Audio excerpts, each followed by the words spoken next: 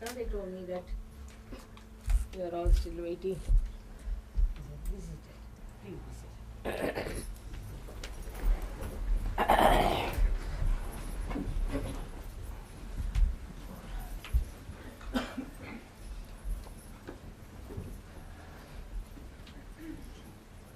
Come forward a little bit, they can come after that.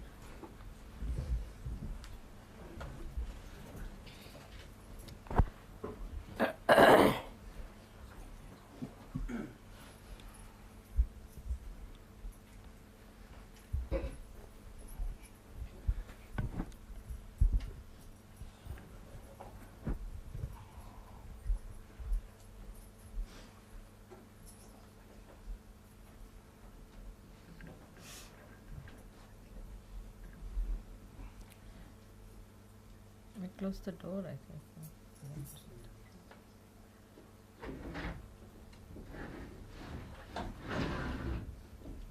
That's all. That's all for you. Yeah.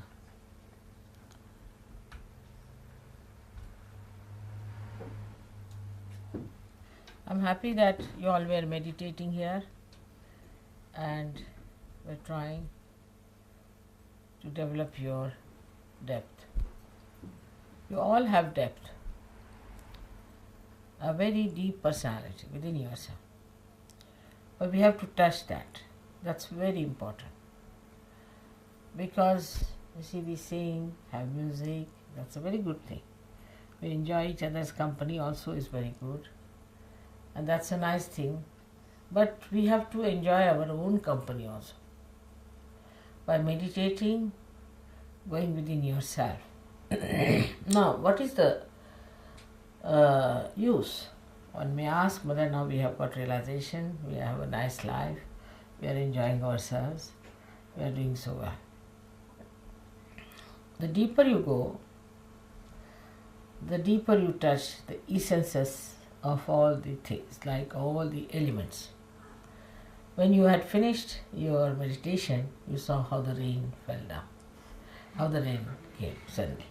So rain has felt your depth, or you have felt the depth of rain.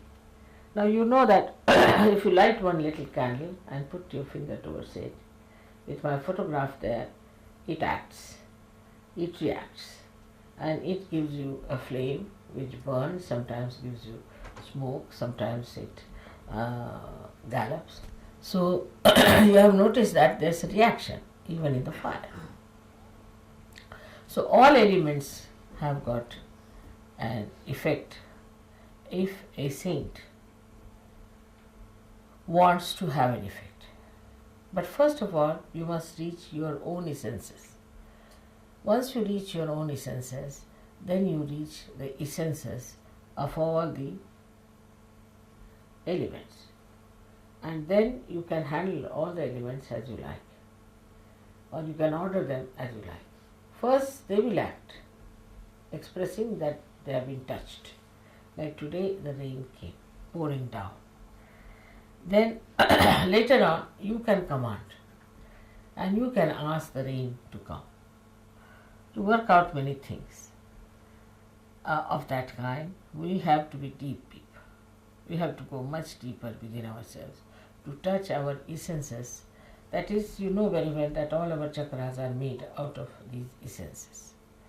And when we go deep into ourselves, what we find that we can touch the elements very well. But while doing so, actually we move horizontally. When we start moving horizontally, at the core of it, we find that there are these essences placed. And these essences then start exciting the essences across. Like in the radio, you have seen there's ether. Now, when you speak on one side of the radio, it gets completely manifested in the essence of the ether, and then everybody can hear it.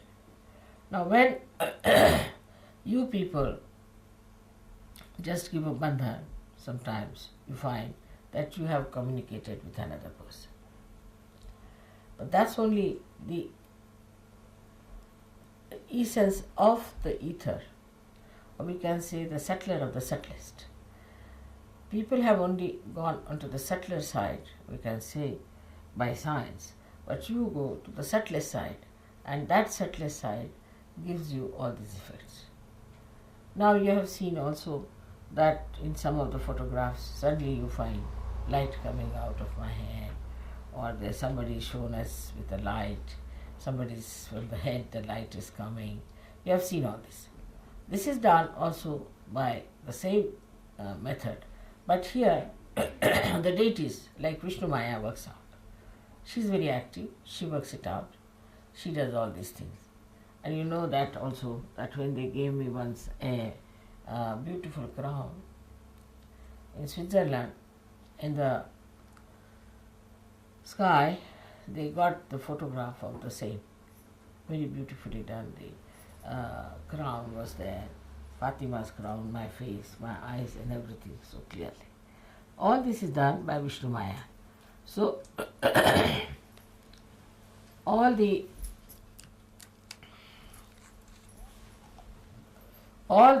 essences are working out for you, as well as all the deities are working out for you. They are very anxious that these things should be done, and you are the channels for them to work it out. Now, for example, as I told you the other day, if you don't keep yourself all right, a simple thing I told you to put in the nose some ghee. It's a very simple thing, but that helps me a lot, because that helps my Vishuddhi. But if you don't do it, I suck in any case. Whatever problems you have, I suck in. I suck in the problem of Sahajogis, also the problem of the city where I am, also the problem of the country where I am, maybe of the whole universe. But my horizontal movement is quite large and is very subtle, and I do it quietly. But you must also understand that you can do a lot by your horizontal movement. By horizontal movement, what happens? That you start meditating on a particular subject, which is a very bothersome subject and which is for the destructive of humanity. Anything, you just put your attention to it and meditate. If you are that deep, that means if your caliber has improved to that extent, you will immediately put an effect on that. Immediately you will see there will be a change. There will be something happening in that direction. This is your power, which you have to actually develop. So we have to meditate, and by meditation we develop that strength within us. So automatically we start solving the problem. Like our anti-Negro up to that point, the way we are strong inside, they grow outside to help so many things which are to be helped. Now you see that people are realizing that the world is in a great mess, and there are lots of problems that have come through materialism, through wrong thinking, through emotional thinking, through stupidity, we can say. We have no time for all this. What we have to do is to develop ourselves deeper and deeper and deeper, so that on horizontal plane also we are effective. Sahaja Yoga, first of all, is for personal improvement, is for the inner improvement as far as the personal side is concerned.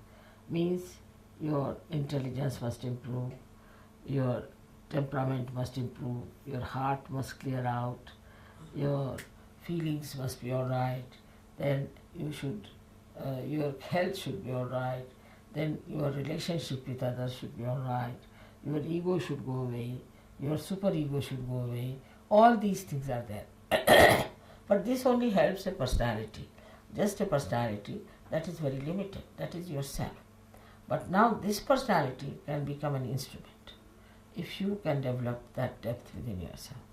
But normally what happens, people are very much still worried about themselves, say about their wives, about their children, about their husbands or their household or this and that. These are not important things, because we have to be those instruments which are what you call them like pilotless bombs. We have to develop that depth within us. that depth is possible, and you can really cure many problems of your country if you could just meditate on that. Now for today, I had actually sucked in most of the problems which I felt were there in Canberra and later on in that conference and later on here. All these problems came into my understanding, I would say, and I was trying to work on them. My working style is different because I have very sharp and very effective instruments, but I have to pay attention to it, and I a little bit suffer also, doesn't matter. Now for you also, it is important that you also develop those deeper feelings within you, deeper sense within you. But mostly people are very superficial type.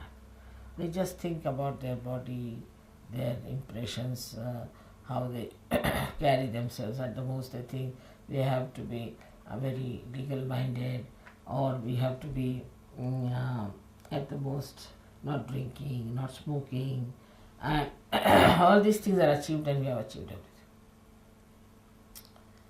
But I think that is not so. And second point is that we think that if we love each other, if we love mother, that is the end of everything. It's not true also. Because your love for me is there, no doubt, and it should be intense, it should be deeper. But the deeper you go into that love, then you will be surprised how you receive a special quality of correcting the things that are wrong around you. Gradually that quality improves. For example, a surgery goes to anybody's house. That house must become auspicious.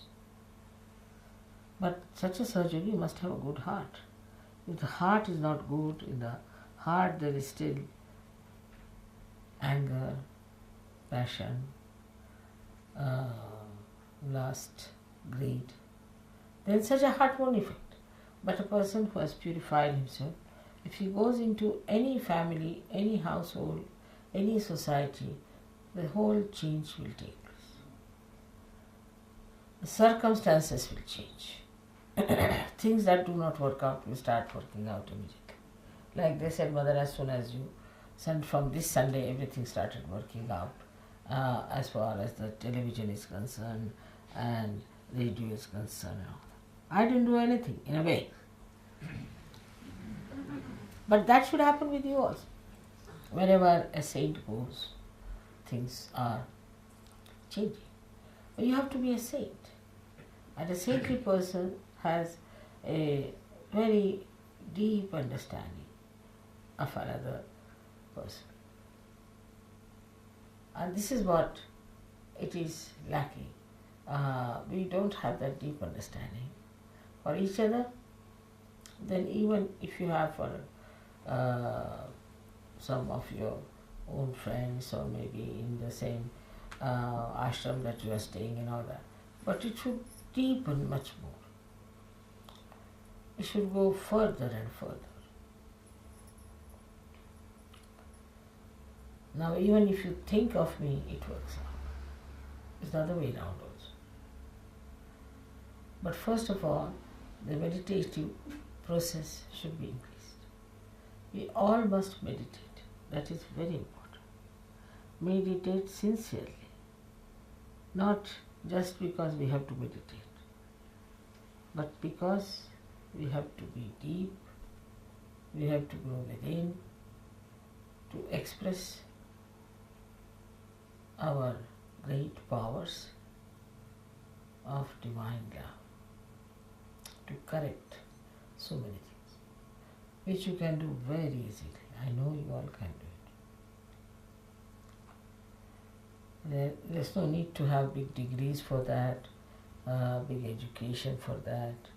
Nothing is needed. What is needed is a deep feeling of love for the whole universe. And that changes. All destructive forces change their course, and it is then for the constructive force. But on the whole, that works out much faster if you all do do that meditation with sincerity, with intensity, with understanding. Alright? May God bless you.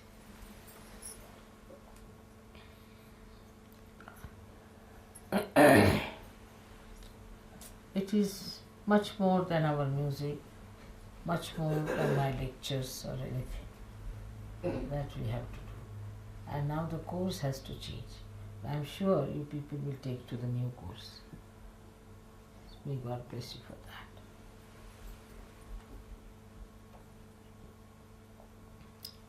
Have you got any questions?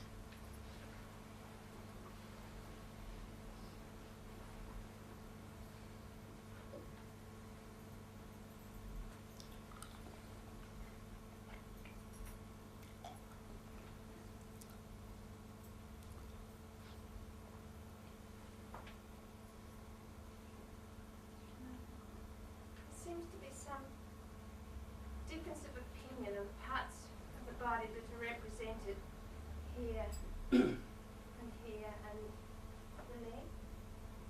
Could you tell us please? I see. These chakras are represented outside also in our body. I can say that on our feet, as you know,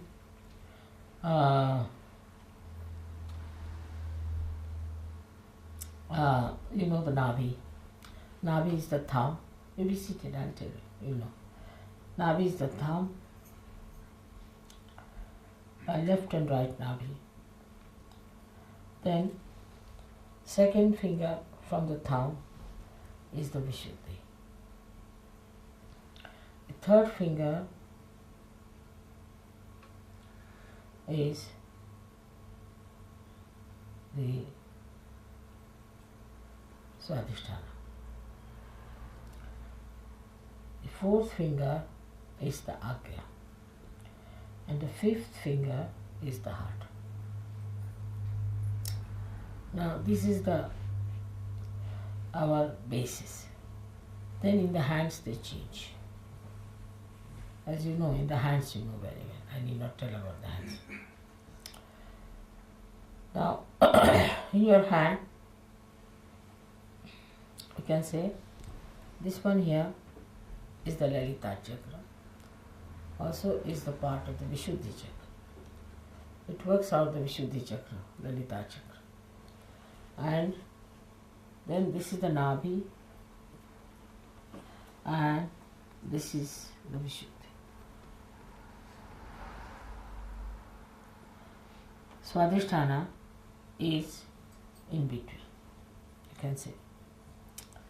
Now, heart is here. So, anytime you have this finger paining too much, then you must know there's some trouble with the heart. But heart is not in all these things. But sometimes it could be felt here.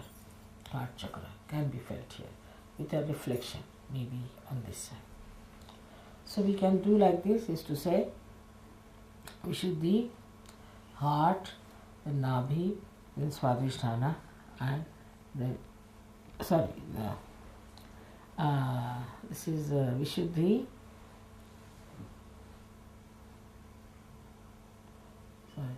this is Swadhisthana, this is heart, and this is Nabhi, and this one is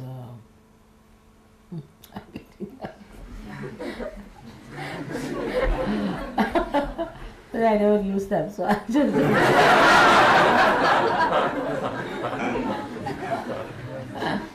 heart, and this is Vishuddhi. Alright? But you can feel it, sometimes even heart here. Because if Swadhisthana is very active, your heart goes up. You can feel it here. It's a very important thing that we should have that discrimination. Because if I tell you something, maybe you are not at that level of discretion and you may get confused. So this is the Vishuddhi. Now, there is pain here, that means there is problem with your Vishuddhi. Now, sometimes you have a problem, say, on your Vishuddhi. Now you can pull this finger, just to pull the finger nicely, and you'll be surprised the vibrations coming out of left Vishuddhi. Anyone, you have any problem, you can pull them. And that is how all the chakras are placed in the body.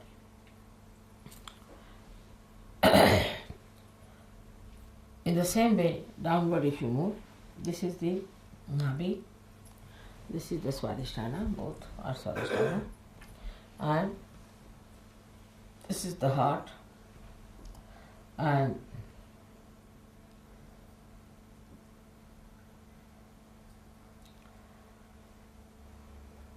this is the Vishuddhi at the ankle bone. This is Vishuddhi at the ankle bone. So the main thing to remember are the Vishuddhis, because Vishuddhi, Nabhi and Swadhisthana. These three are important because they go off immediately as soon as, supposing there's a Nabhi patient sitting with you, you immediately have a problem on your Nabhi. But these sometimes manifest, not all the time. So they can be confusing. But Swadhisthana especially, like when I got down in Canberra, I just couldn't walk. Both the Swadhisthhanas went like that, you see. I didn't know how to move. It was terrible because both the Swadhisthhanas were caught up for a while, but they were. So it is indicative of those things.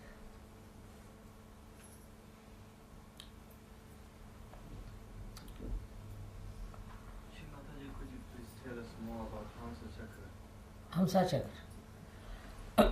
Hamsa Chakra is placed here where some of the nerves which are coming from Ida and Pingala cross over and is a part of Vishuddhi Chakra. Plus the connection with Vishuddhi and Agya, as you must have read in the Devi Mahatmya, that Sri Krishna is the father of Christ. So the connection between the two is maintained here. And this is very important, Hamsa Chakra is, that if your Hamsa Chakra is not alright, your discretion is very poor. This chakra get easily dried out.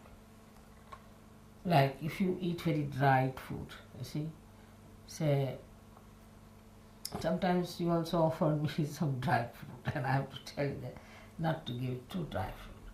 You must eat it with some sauce or some liquid thing, because if you eat very dry food, also this becomes very dry. And it's very important because if this portion becomes dry, you can put some oil or ghee into it to make it alright. But from here starts the drying of the peritoneum, is the lining. If the peritoneum gets dried up, the whole body gets dried up. Could be anywhere in the lung if it is dried up. It can cause you lung cancer. Even peritoneum can be in a cancer state.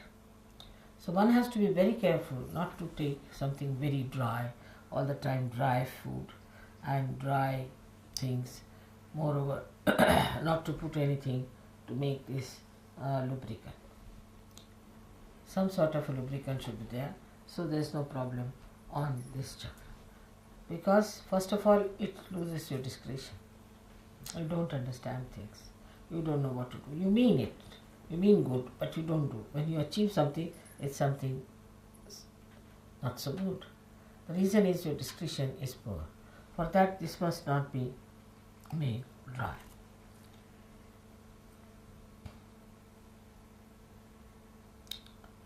I have told many a times to put some ghee every day. Get a little bottle of ghee. Keep it with you with a little dropper. You can put it in the hot water, can heat it up every day and take 2 drops in the nose in the night and in the morning time. It doesn't take much. It should be done. It's for your good. That's the only ritual that I think we follow, do we? Have any other ritual? We don't even make a cross.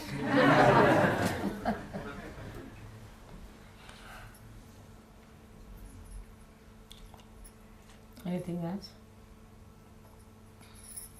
Srimata, last 2 years ago when you were here at Burwood, you were saying how we've gone beyond nirvichara and we're into servikalpa and we're reaching nirvikalpa. Could you please tell us a little bit about servikalpa, please? First stage is nirvikalpa, where you become thoughtless in between. Then you become, again come to thought, again you become thoughtless. That's a very good stage where you start, and you start growing up into that. Now, savikalpa can be before or after this stage. Like savikalpa is, vikalpa means doubt, and savikalpa means with doubt. So you are still growing with the doubts in your mind. There are people who still grow with doubts in their mind. For example, you see somebody feels hurt in Sahaja Yoga. Somebody is hurt. That I've been hurt in Sahaja Yoga, something, the subconscious is there. Then he still has that feeling within himself, I'm hurt, but still I must do Sahaja Yoga, it is good. Mentally he accepts and goes on with it. So he can get into Nirvikalpa state with that. Or maybe he gets to Nirvikalpa state and then again goes to Savikalpa. That's a flashback.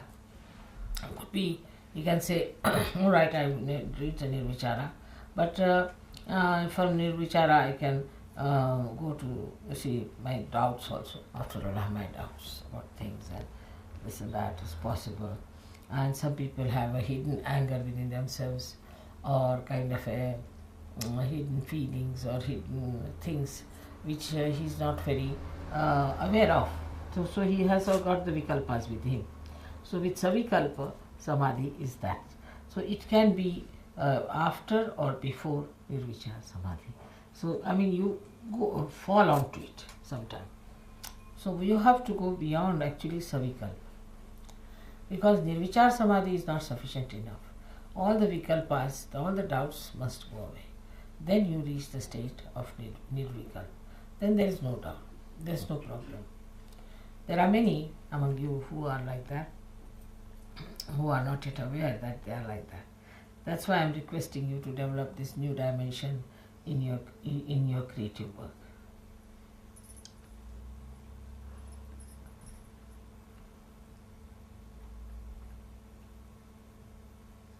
Srimataji, how can we sustain a deep meditation in our day? When we do our daily activities, our jobs and our things like that.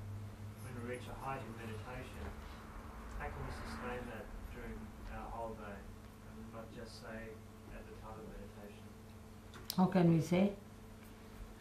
How can we sustain that meditation throughout the day?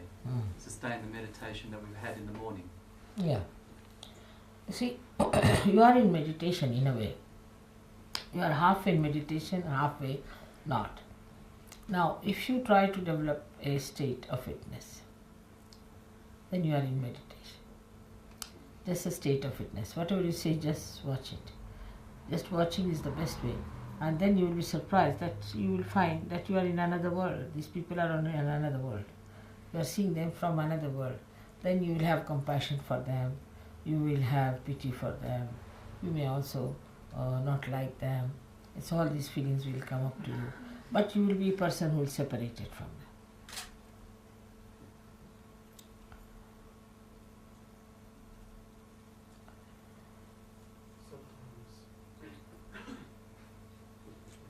Sometimes you can feel that you, in yourself, in your centre, you are all right, but you move in circumstances that cause a disharmony in some other part of you. That is the savikalpa state. That is, you move, you see, though you are in that state of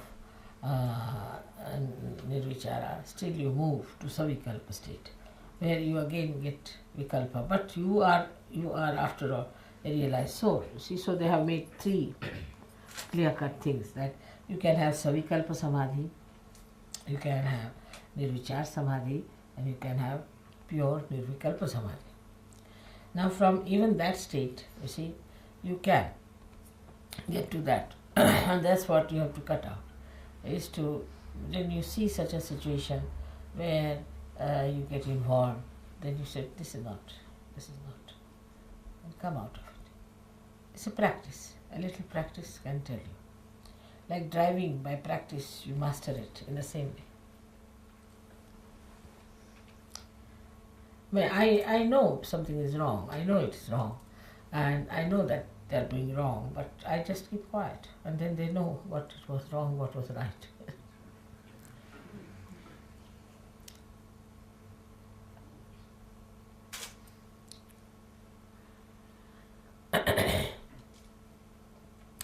It's better to make others learn by mistakes than to tell them. No one likes to be told. Then they learn themselves by mistakes. Yes, I've done this mistake, that mistake, I've ruined my life, now come along. But if you tell them, they can be very reluctant or could be vindictive also.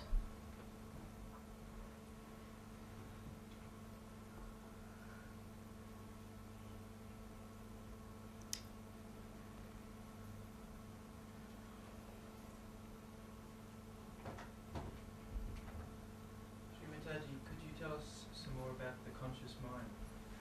About the conscious mind. conscious mind.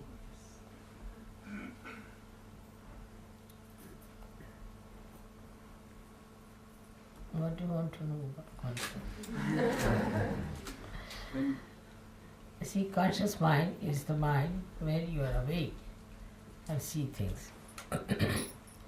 But there is also unconscious mind behind it. And there is a subconscious mind and a supraconscious mind. And beyond the supraconscious, there is also collective supraconscious. And beyond the subconscious, there is collective subconscious. There is unconscious mind. The unconscious mind is, in a way, we can say, is the Kundalini. Now, when she enters into your conscious mind, you become enlightened. The conscious mind is the mind that is aware of the surroundings, aware of everyone being there, aware of all the things. But an enlightened conscious mind, which is of a high level, is much more conscious of things than you are. For example, I am quite conscious of people who are catching on the heart. I am quite conscious of the people who are not yet there. I am quite conscious of the people who are perfectly there. I am quite conscious of the people who are nowhere near.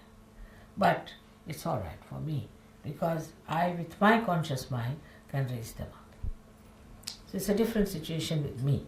But with other people, could be that your conscious mind is all the time, depending on your level of advancement, maybe worried about small things, like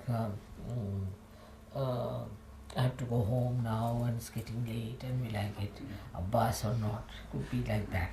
Then there could be another conscious mind which is thinking about how far I can meditate, how far I can go with it, all kinds of things. But there could be a conscious mind which is enlightened, if it is enlightened. It's just getting all the essence of what I am saying and developing and nourishing itself. So when you are enlightened, the conscious mind is something like a tree into which the sap is now flowing. It may be that it is just like a leaf, or it may be it is like a flower, or maybe it is like a fruit. So it changes its forms once he gets realization. If a person gets realization, then the conscious mind goes on getting more and more light. Say, for example, when the electricity comes, you can see this room, you can see another room, you can see another room, you can go around and see, and again you visit all the rooms, then you become aware of all the rooms. So you are conscious of all these. But in the beginning, you are just conscious of a room where you are standing. Isn't it? So the conscious mind's definition cannot be given after realization. A person like me, say for example, has a conscious mind, that might envelop the whole world. Or a conscious mind of a person who is realized soul, is still not anywhere, just started, then he is only conscious as to where is right, where is left, where is this. So before the realization, the conscious mind sees things around. Out of that also there are categories. Some people see, say for an artist can see something, and a scientist can see something, another poet will see something. So it depends on the conscious mind how it is, has got the trend. But still it won't see something that is subtle behind it. And that only is possible after you get your realization. Alright? Mother, sometimes the ego masquerades as guru. How can we tell when that's going on in us? You see, when ego comes up, I don't know much about it, you see, because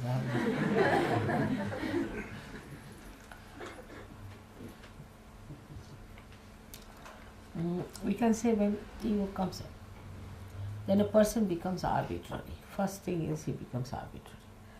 It start deciding, I'll have this, I'll have that, I like this. You see, this is the one thing. Secondly, it takes out itself from the collective. It becomes very arbitrary. Collective removes itself from it. But the spirit is the other way around. Spirit is, it cares for the collective. It doesn't become arbitrary at all. And it never says, I like, I want. I drops out. See, you can easily see, very easily with your discrimination, that egoistical person is not even liked by the person who has ego. If he sees himself in the mirror, he says, oh God, what is wretched nonsense, what a temperament it is. It will not like itself. There was a girl, lady, who was a very hot-tempered one. And once she came to my puja and I said, now what is this heater you have brought before me? In India, in the hot season, one heater put before you. I said, oh God, please remove her, she's like a heater. Nobody understood it, you see. But I said, please remove her. Then they asked her to get down. Mother can't bear it. Then she was very angry. What is this? What's wrong with me? What have I done? After some time, you see, people said that we have nothing. Then nobody would talk to her. She was left alone. And then she was also very unhappy about it because she was left alone. She thought, what's this? Is insulting. Why should they leave me? Then after some time, she realized that there must be something wrong with me. I must find out. There's something nonsensical about it, something filthy on me. I should throw it away. Then she started working it out and seeing herself and all that. And she became a very, very sweet person. But she dare not face me. I was quite afraid. So her daughter came to see me one day. I said, how is your mother? She said, Mother, she's all right. You ask her to come and see me. So she said, I never felt such joy as I felt that day when you called me. I said, I knew you have improved so much. She came, I had taken a watch for her. She said, Mother, you brought a watch for you? I said, yes, I brought a watch for you. She said, thank God, that filth is gone. Thank God. Fed up of it. That's how when you develop, then that sweetness, the beauty, everything comes up. But you see, the ego is, if you play upon your ego, it adheres to you. You get identified with it. And you cannot get rid of it. But I have seen one case which is such a beautiful case. And I was sitting in my room and I could feel with the child when she came in. And I asked her, where is your mother? She was herself surprised. When she told her mother, she said, I've never had such a joy. Such a joy I had that, oh, mother has recognized me. I said, I always recognized you. So this is what it is.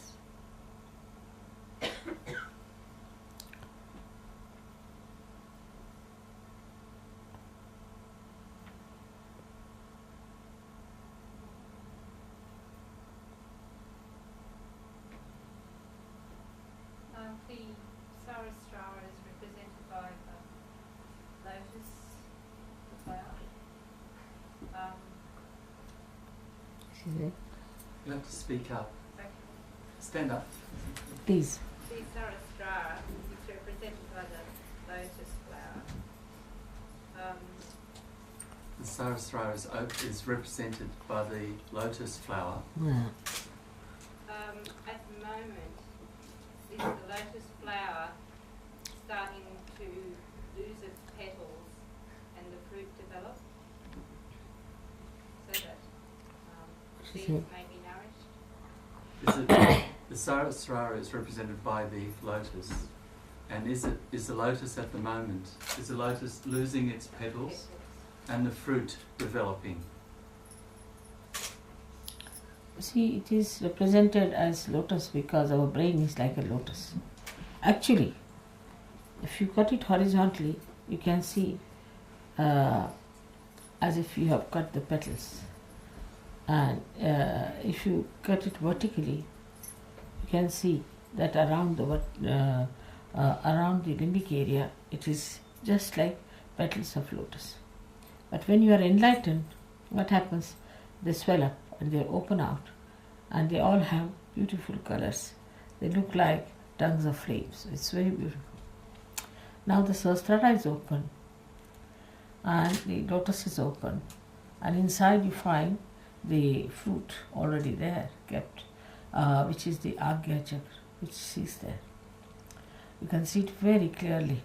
Agya is yellow, yellow covered, as we say, like gold cap is the Agya there. Beautiful Agya is inside. Now the fruit of the lotus is later on we see, and I would say that is called as Bindu state, where you become a Bindu, a dot. It's a little dot, and that dot has to then grow. So this the second stage starts when you become the fruit of the lotus.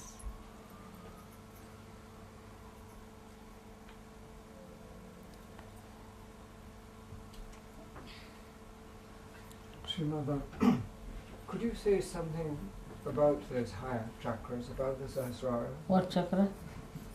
Well, I've heard people talk about the Bindu and the Adu Bindu and the higher chakras above that. You see, I don't think you should worry too much about these. There's 3 stages higher than Sahasrara. I would suggest just now, let us concentrate on Sahasrara as a better idea. But Bindu, Ardha Bindu and Valaya are the 3 stages in which one has to pass through later on. And you would pass gradually when you develop yourself horizontally. That's what we have started now. So let us keep to this idea that we have to develop ourselves horizontally. We should see how we affect the other person, how we influence the another person. For example, some people, as if they are very mystical and all that, they may come in contact with this, oh, very nice person, charming person, this, that. But actually that person is just very physically maybe attractive, or maybe a little brilliant type of a person, but doesn't have anything much in it. But if that person standing next to you changes the mood and temperament of another person, then you can say that this person has a spiritual personality. So let us see how you affect the nature. Flowers. You saw the miracle of the flowers that I performed for you the other day. In the same way, let us see what is the effect of your character on the trees, on your friends, or in the food that you make. Everything changes. It's very beautiful. So we have to see that, how it works out. I've known people who have never known what is poetry is. Suddenly they become poets. Some who were never musicians started singing so well. Like Christine, you know Christine, she never used to sing. She had a horrible voice. And suddenly she started singing like a cuckoo bird. So not only you, but on others, what effect is that? What others feel about you. You see how you are kind, good and sweet to others, not superficially, but your behavior should change another person, transform another person. Your presence should bring auspiciousness.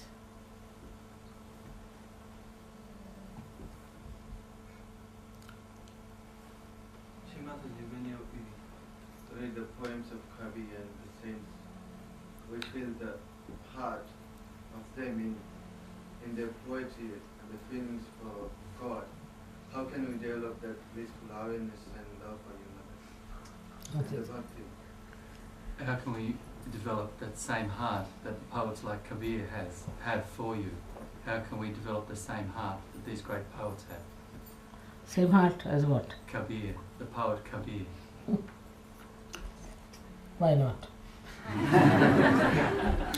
See the handicap of Kabir. You have no handicaps. Kabir had no mother to tell him, no mother to love him, look after him and tell him all these things. He had a guru. If you know Kabir's life, Kabir wanted to become the disciple of Ramananda Swami. But he was a Muslim or low caste or whatever it is. So he could not reach Ramananda Swami. The disciples would not allow him to go near Ramananda Swami. So one day Kabira went and slept on the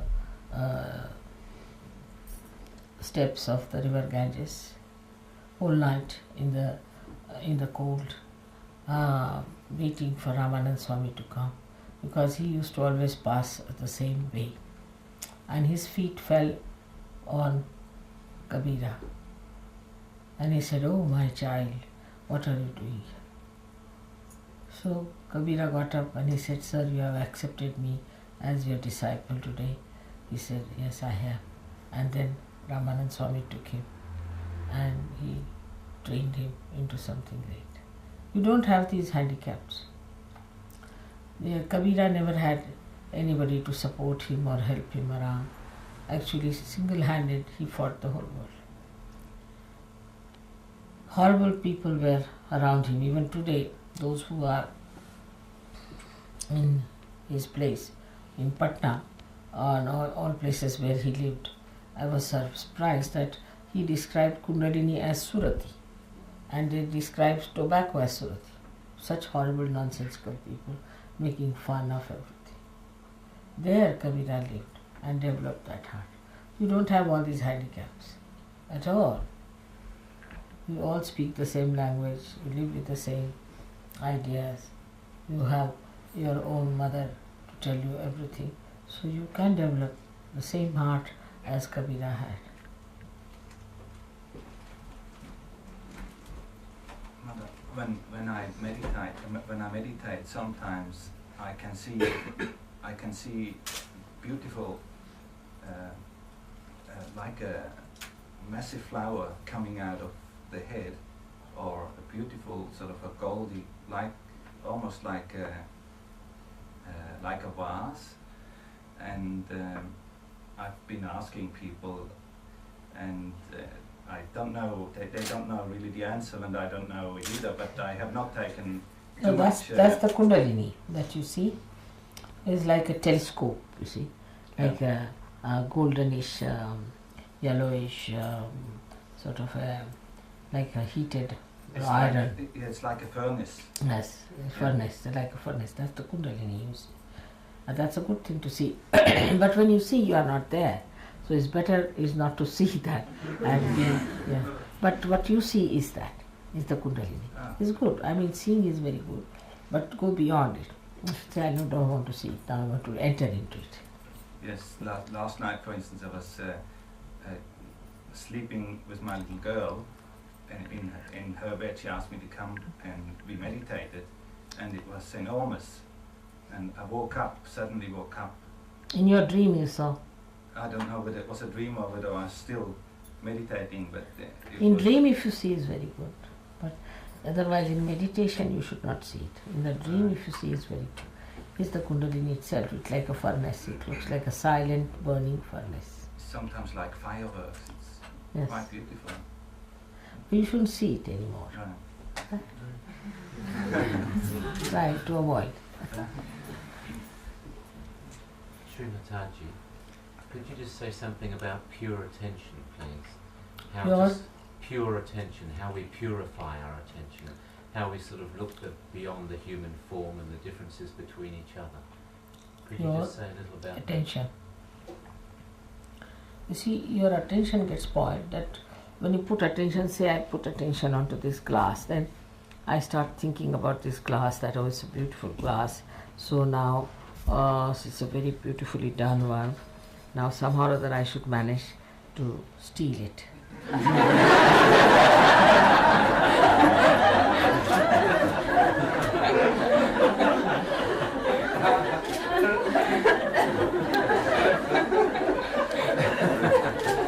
Then attention moves further. How can I manage to steal this?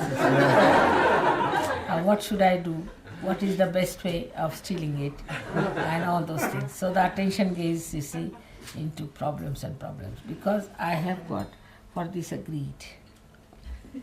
I develop a greed. How I developed? Because, you see, supposing I put my attention to it, and then a thought starts from there coming to me, a reaction as such.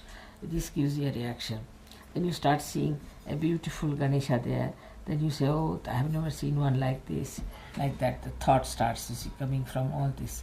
And that thought comes into my mind and gives me ideas that I should do something like that to steal the glass, all right? Now, the pure attention would be that I just watch this without thinking. Anywhere that your attention goes and you start sort of getting involved into it or getting attached to it, you should try to just watch it without thinking, go into thoughtless awareness. Then you enjoy it the most. Now say for example these carpets are very nice.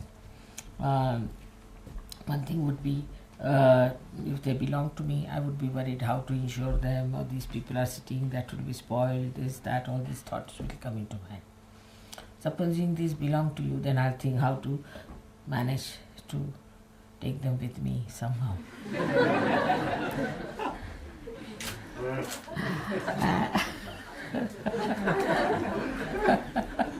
And how to suggest in a very clever way something that I can manage to take them away. Now, that is quite human and one can do that way. But beyond that, all cleverness and cunning, best is to appreciate. How? By just looking at it without any thought. Artist has created it. He has put all his joy into it. I am just enjoying the joy, just looking at it. So, when you start enjoying the joy, your attention will become pure, very pure. Because the enjoyment of it makes you a very sort of dedicated person about it. Because you feel that what is in this world after all is to enjoy. Then if I have to enjoy everything, then why should I worry about getting it to myself or stealing it or doing all these tricks? Better is to enjoy. So the reward of it is so great that attention starts purifying itself. We tend to sort of react to things before we even know that we've reacted. It seems to be such a fast process that we look and we react in a second. It's just like Yes, that, you know? in the beginning it is, Yeah. because we are coming from that, you see, Yeah. style to the other style. But once you settle in this style, then you'll just react in this manner, that you'll just watch. But it otherwise also works out. I'll tell you a story. They had given me about 16 beautiful crowns. Of course, I couldn't wear them for this Krishna Puja in Switzerland. And all the English were bringing them, smuggling them. into England, and all these boxes were kept. So when they reached the custom post asked them, what are all these? They said, all right, you can have a look. So they passed on one to them. So the first fellow looked at it, and then he passed to another one. Then another one given. Like that, 4 were passed on to them. They were all looking at it. And then they said, now what do you say? Nothing. They closed it and gave it to them. Then they looked back, these boys, what has happened to them, but they were just moving like this. And so many cars passed, but these people never looked at any cars. So they had a bliss casualty.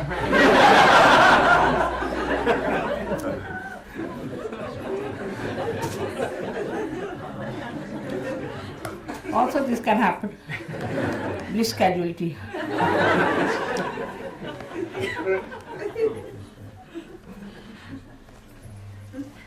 So better to see things which can cause bliss casualty. And once you get into that habit, then you don't take to other useless things. Then you like to see only things which can give you bliss. Your attention changes.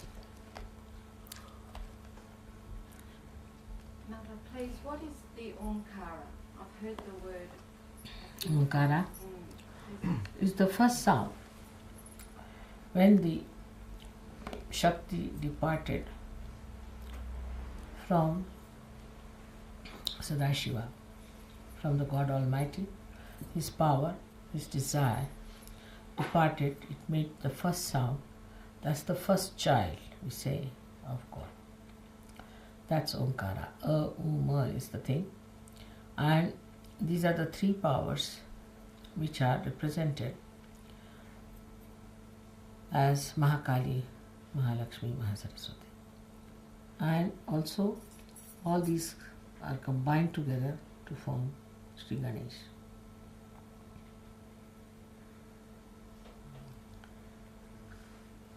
Mother, what is your vision for Sahaja Yoga?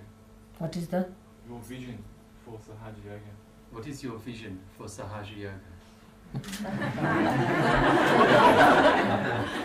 This is the one started already. My vision for Sahaja Yoga is that all the good people, righteous people, God-loving people will rise above all that is useless, worldly, and reside in the heavens with all the blessings of God forever and ever.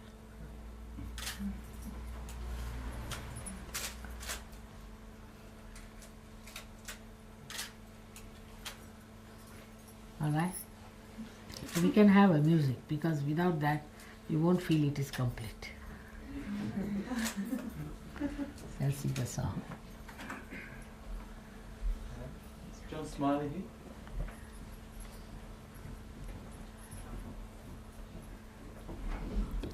I hope somebody is recording the radio program.